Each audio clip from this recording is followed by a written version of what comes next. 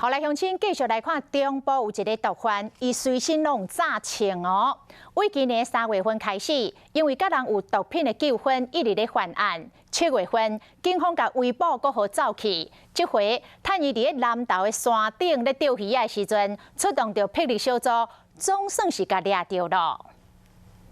4月霹雳小组人员趁这嫌犯姓余的查甫人伫南投山区佚佗，准备要上车时，就会甲抓起来。疑似在从事钓鱼的一个行为，由台中的霹雳小组来进行一个逮捕。警方为嫌犯的身躯敲着改做底穿甲空气长枪，加在伊袂副开枪，因也无效果，不堪设想。哇！你要甲击发掉无？你爱击发掉？今年7月，中华警方伫掠这个姓余查甫人时会走去，伊住的所在有冲锋枪甲几百发的枪支，袂输是小型的军火库。伊今年3月份伫南投因为毒品的纠纷，掠人无成，向被害人的车开枪。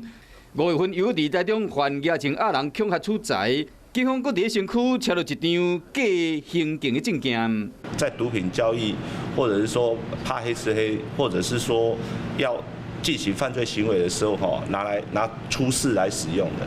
到目前，警方利用的这个刑事警察的证件比较起来，嫌犯的刑事警察的证件是旧的还的，而且加一个样字。嫌犯随身有炸改造的枪械，依照今年6月份修法的枪炮条例，刑度唔是较早旧的3年以上的徒刑，是一律改造甲制式枪支同款的5年以上的徒刑。